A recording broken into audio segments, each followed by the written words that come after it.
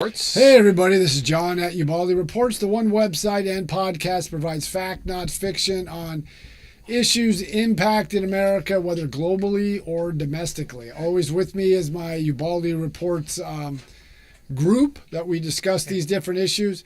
And we're not looking for everybody to agree with us. We just want to put the information out and you take it the way you want to take it, and at least trying to inform everybody. But today we want to do something a little different. And we're going to be talking about the media.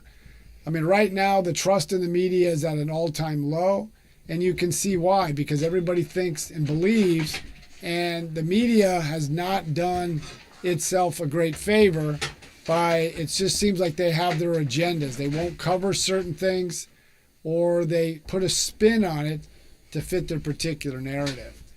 And, I mean, you can see over the years, we saw the Russian collusion, we see the way they covered the elections, how they cover certain candidates at certain parties.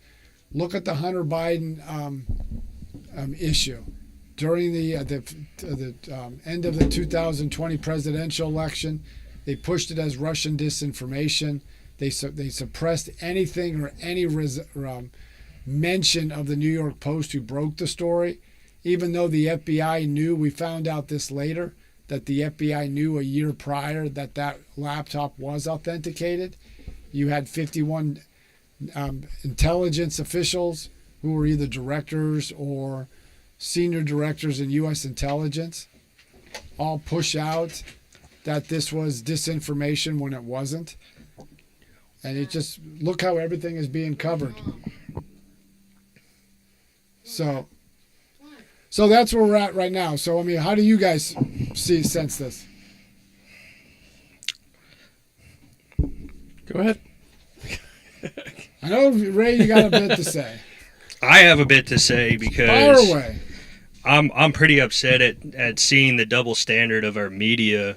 Pretty much the fact that we saw Donald Trump pretty much getting roasted in 4 years, and the fact that Joe Biden is able to kind of skate through this. And I mean, I've seen not the harsh questions that we used to see between 2016 and 2020.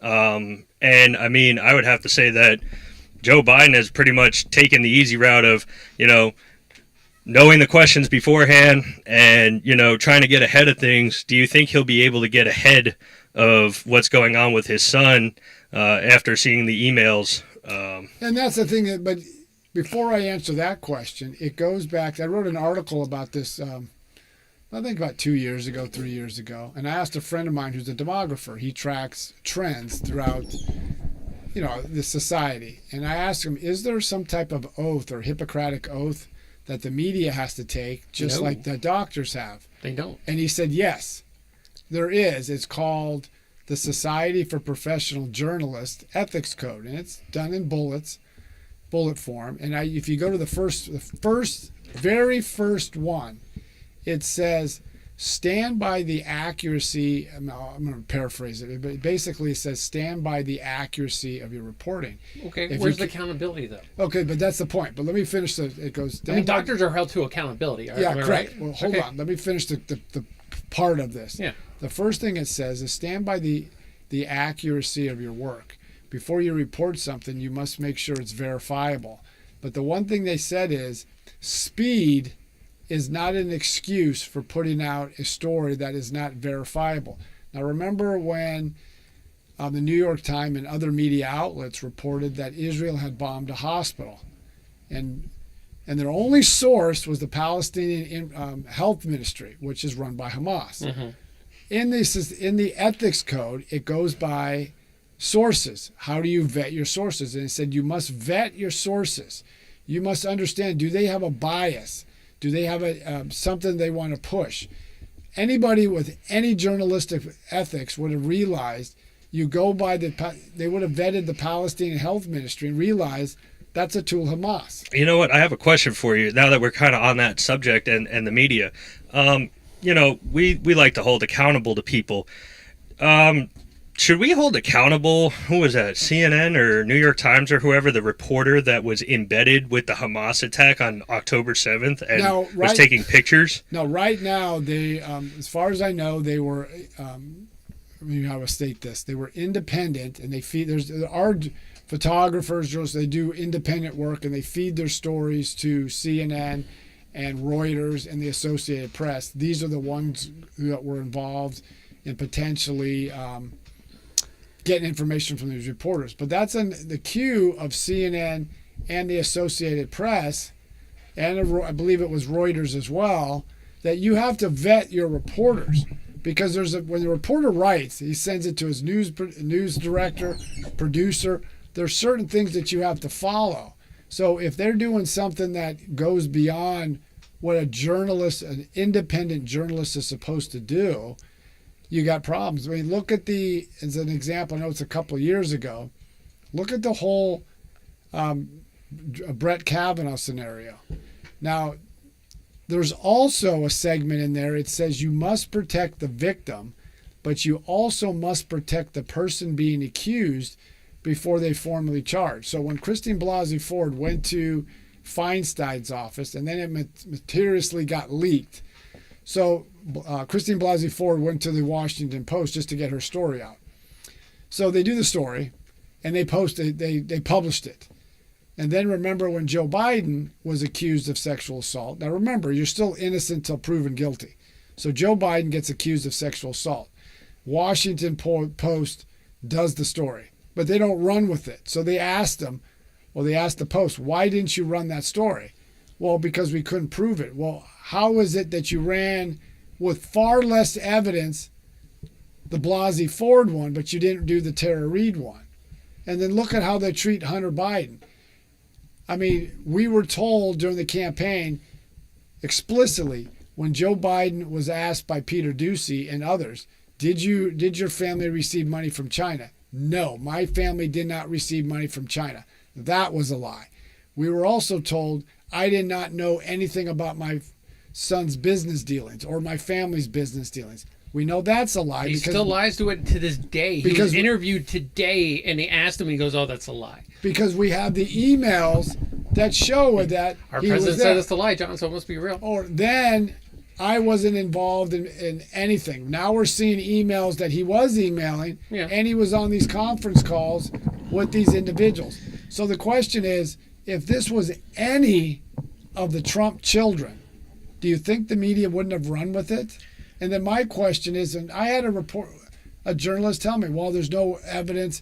So first of all, explain to me how they made all this money. How did they make $20 million? How did the grandchildren, or Hunter Biden, or James Biden, the brother, how did they make their money? What was the services being offered when none of them have expertise in Ukraine? Is he familiar? Is he familiar that we might need some funding for our gun range? So I don't mind if one of the Bidens kind of slides me a check. I'm cool. During the Trump presidency, and it came out recently, that in the Atlantic there was a report that stated that Trump demeaned Marines when they went to Belleau Wood. Mm-hmm. The Marines who died at Belleau Wood. And so everybody who knows, Belleau Wood is a very historic battle for the Marine Corps during World War I. And he kind of demeaned these guys are suckers because they died, or something to that effect. Yeah. Well, Jonah Goldberg is the reporter from the Atlantic who wrote that story. And he said, my sources say this. The source that he used was General Kelly, who was Donald Trump's chief of staff. Okay. General Kelly wasn't even in the room when the alleged statement was made. Okay. The one person who was John Bolton, no friend of Donald Trump, said that didn't happen. Mm-hmm. How about the story when they ran with Russia was sending bribes to the Taliban to kill American Marines? That didn't happen because even the CENTCOM commander said, I have no actual intelligence. Yeah. And then during Biden's campaign or presidency, remember when he said that the migrants who were whipping migrants at the border? That didn't happen, but he said that happened, and nobody challenged the president. And even now, months later or a year later, there's been no apology. So, John, Beach Baby 226 came and said, shouldn't we look at the owners of these media outlets? No, you're right. A lot of these media outlets are corporate run, but then you also have to look at the mainstream media officials. And I looked it up on Google. You Google their names. Almost all of them come from the same area. They all go to the Ivy League. They all live in the same circles, intermarry with each other. And there was a liberal columnist from the New York Times called David. His name is David Brooks. And he stated, we have ourselves to blame because when he got into the news business in the 80s, you could have someone who come from a small little state college or university throughout, middle America. Today, almost all the media come from the Ivy League colleges. And remember, there was a segment it's kind of weird, at Chicago University. And Brian Stelter, who was on CNN, who's very big antagonistic against Trump or against anything that doesn't fit their narrative. Well, there was this freshman, 18, 19-year-old college freshman, challenged him on that. He goes, and they were at I think it was a disinformation or panel, how to get trust in the media. And he goes, your media, you were part of that. They went down the list of all the stories the media got wrong. And then Brian Stelter was like, he couldn't answer. And he kind of turned on, we don't do that. And he goes, but look at all the stories they got wrong. I mean, it was just, like the Russian collusion. Look at what did they challenge Hillary Clinton? Did they look at anything that the Clintons did? And look at Joe Biden. I mean, just on the public policy. He said back in October, in October, or at least, last month, inflation is at 0. Mm-hmm. No, that's not what the report said. The report said it's 3%. It's 3% higher than it was last year. Or how many times has Karine Jean-Pierre said, well, we inherited a broken immigration system. Well, the last year of the Trump administration, 450,000 crossed the U.S. southern border. In the first year of the Biden presidency, they had 1.3 million. Mm-hmm. After that, it was 2.3, and they had, just in 2023, about 2.8 million have crossed the U.S. southern border, and over 179 individuals on the terror watch list crossed between the U.S. southern and northern border. But has the media ever questioned him on it? Or has the media ever questioned Joe Biden that he doesn't hold press conferences, and when he does, he only calls out 4 pre-prescribed reporters, and that's it? I think the most effective question I heard them ever talk about was what flavor ice cream he would like. I mean, would they ever ask Don? He was honest about that too. And he was. That was the most honest thing I think he said. That was honest Joe going after, hey, this is my favorite kind of ice cream. Right. But there's 2 things to that. Would they ask Donald Trump those same questions, any Republicans? But also... Well, actually, no. The media was more concerned about the size and the quantity of ice cream he had and the size of salt shakers he had. Here's another thing. Now, this is, most Americans probably are not too familiar with this individual. But his name is Alexander Solzhenitsyn. He wrote Gulag Archipelago. And in 1978, he's been exiled from the Soviet Union, or then the Soviet Union. And he spent many years in Russian Gulag or Russian prisons. So he gave a talk. I admonish anybody to go Google his speech in 1978. And you go to kind of like the bottom of the speech, and he questions the media. Mm-hmm. And he goes, you guys always say you're the watchdog against government. Who watches you when you put out a false story or you misinterpret a story, purposely misinterpret it, or you say something long enough like Russian collusion or some of these other stories? That's why I think we should really get into right now is talking about what are the repercussions for those that are not completely 100% honest. You cannot take some kind of action against a reporter or journalists. Why? Because it would violate their First Amendment. Not necessarily. Journalists can be sued, like Kyle Rittenhouse and the other guy who was that high school student. Mm-hmm. He's I can't think of his name. Yeah, the one with the Catholic Nicholas Sandmann. Yeah. He sued these reporters because if you knew that the story was false and you ran in with it anyway, mm-hmm. you can be sued for defamation for that. And that's why both of them receive a huge financial windfall. Now, were they Can Trump sue the New York Times for the He pull can. for the Now, reporter. public officials are a little different. Yeah. But if they willfully push out something, now the way the media gets checked in a way, this might not be the best way. Well, then Is look at the ratings. Now CNN was rabid. I mean, I remember Ted Koppel told, I can't remember because CNN president at the time, and he told them, you guys are running your business model of you're anti-Trump. What are you going to do when Trump is out of office, whether 2020 or 2024? Mm-hmm.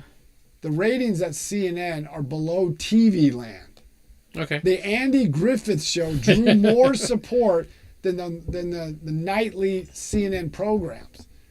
So they're losing money. Now, the New York Times, they're shedding reporters because you get your liberals will go to them, but you're not. They used to be the gold standard of journalism. If the Times reported it, there was something there. If the Times didn't, there was nothing there. Well, now that we even see the New York Times and Washington Times kind of calling out certain Democrats on certain things that they're doing. Well, but even like right now, they how the president and the Democrats are big on these electric vehicles. Yeah. Well, now we find out in the infrastructure bill that passed like 2 years ago. Well, it's like $7 billion, right? Yeah, 7.5, almost billion. $8 billion in EV charging stations. And how many are there made? And not one was built. Where's the money going? Where's the probably a shell company. Well, no, wait, yeah, we got to. Okay, just go. Where's the money? And where because is the money just sitting in a bank not That's being what used? we don't know. Yeah. Where was that $8 billion? So, or like all American EV stations. Okay, this is I know Ray's big on because he's a big favorite of this. Look at the debate on funding the war in Ukraine. Mm-hmm. Has anybody really interviewed the president about the war in Ukraine? No. Has the president ever spoke on? I mean, he spoke right after October 7th with the attack on Israel, but that was it. And except for the State of the Union address at the beginning of this year, he never really addresses it. But has anybody in the media has asked him about funding for Ukraine? Where's the money going? Yeah. Well, there's a lot of issues that we bring up, and nothing is done. Well, let's not forget Zelensky asking for a credit.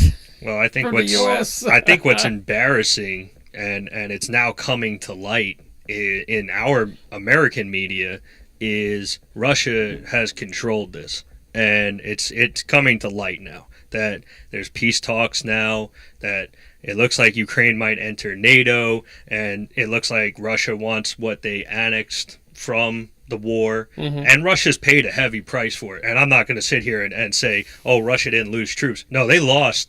I think they're going on 330,000 men here, and they've paid a significant price for this. But this is what I've been saying all along. What is the plan to repel Russia? There is no plan.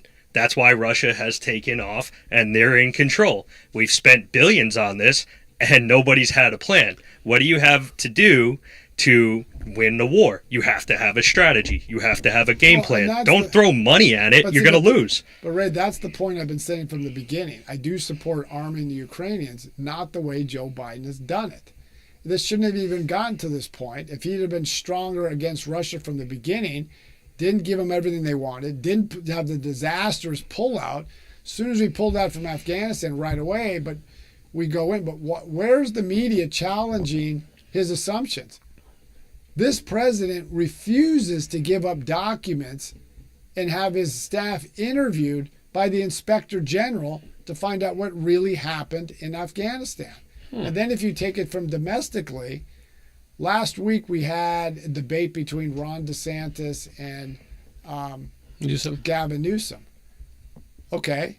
Has the media really covered? They want to say that Gavin Newsom won, but then the day after the debate, the legislative analyst, which is their version of the Congressional Budget Office, just reported preliminary reports show their $25 billion shortfall they're funding, and they're projected to have a $58 billion budget debt. Mm-hmm.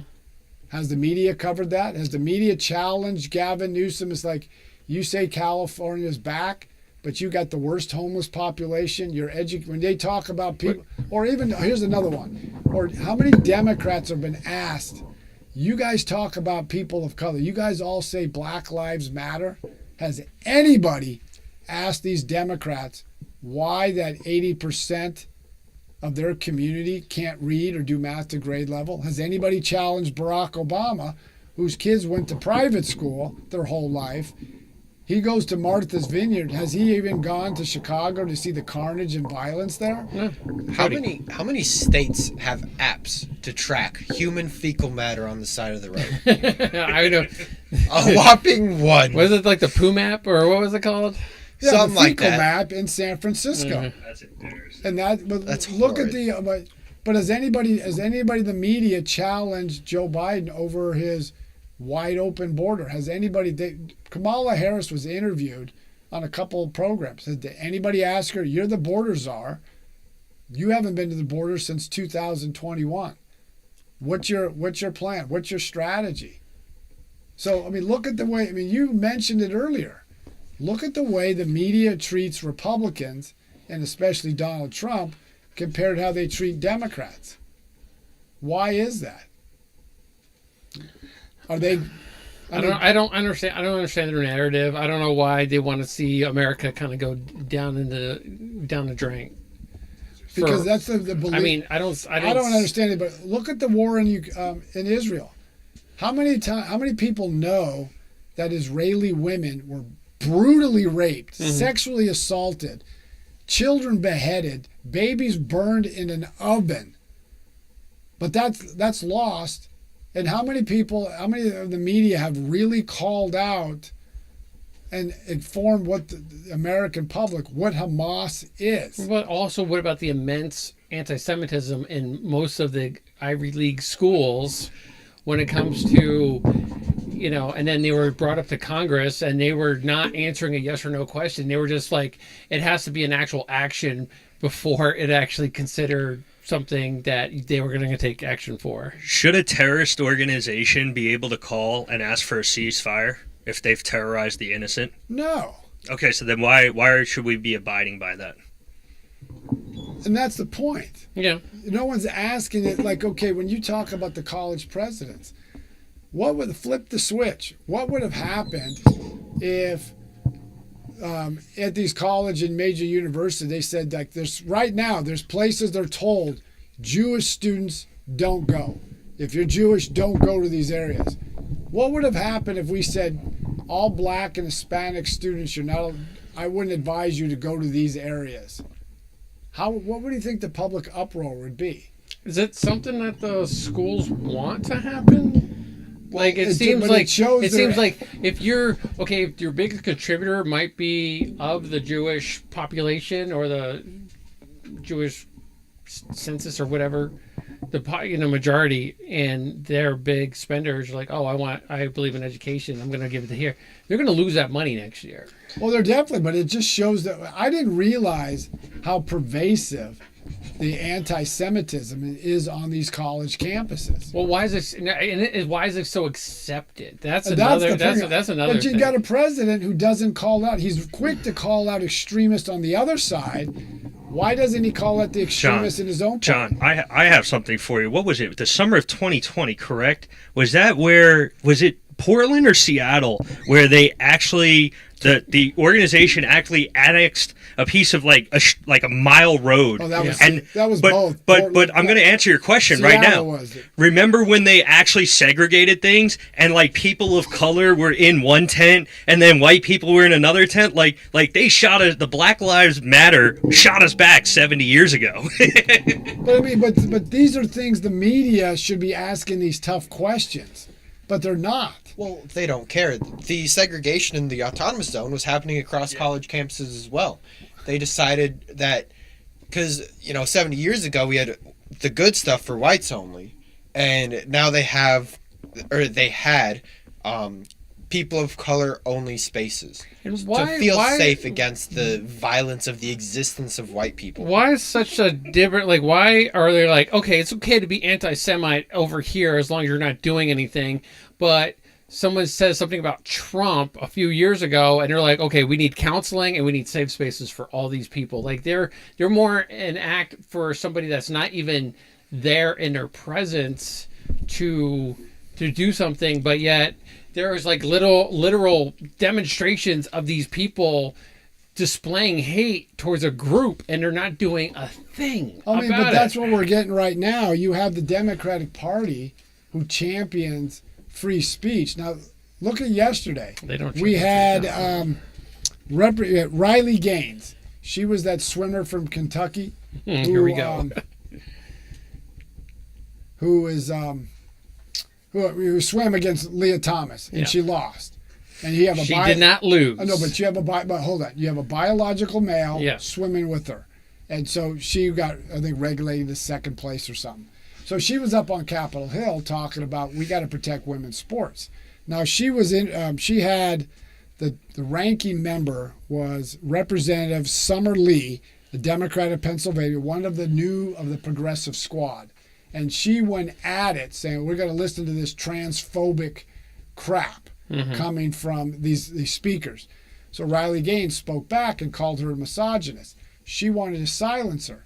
Now they're all about free speech until you say something that they don't like, they want to cancel you. Now, And that's where we're at right now. And the media doesn't challenge this. Or here's another one. Before we get to what you were saying, Cody, there's the court case, Missouri versus Biden. And then you had this is going to go up to the Supreme Court. And you had a U.S. federal judge admonish the Biden administration. And I read his legal brief. It was like 150 pages. Joe Biden has suppressed and censored every American in this country the ability to see, hear, and read, all because, and he forced the tech companies to go far above what they did to suppress what they could see, hear, and read. And this court case is going to go up to the Supreme Court, and he's going to get slapped. But where's the media challenging the Biden administration? He's all quick to call out how the Republicans, and if Trump gets in, he's going to be a dictator, when Joe Biden is doing exactly what he's admonishing the other side from doing. So, what's his name? I was there, brings up a good point, and I think we can talk about this a little bit till the end of the show, is I'd like to hear your people critique on their own party for a change rather than talk about everybody else's. So, like, there is a little bit of dissension going on in the Republican Party. So, I mean, like against Trump or no, well, McCarthy for one dropping going to be dropping out after the month. He's not even going to finish his term. He's dropping out after a month. We also have Santos, he was expelled. Yeah, he was expelled. So we do have a list. So what you're saying is the Republican Party is weeding out the wrong people that's in this party. I guess. Okay. Yeah, there we go. We're doing that. Going back to what Kevin, I said it from the beginning. The Freedom Caucus was wrong. Matt Gaetz in Florida, it was dead wrong, because you got rid of Kevin McCarthy because he made a deal with Democrats. But then the current speaker, Michael Johnson, I believe is his name, and he did the same thing to get a bill. So what was your plan? But that's what you're supposed to do. You're going to have to do that. You're going to have to do that. But also, it was just maybe the way that McCarthy was kind of like moving for it, because all they really wanted was to say, hey, no more aid for Ukraine. We're getting a little tired of this. But McCarthy balked anyway, especially when it came to a very optimal time, because it had everything to do with the budget.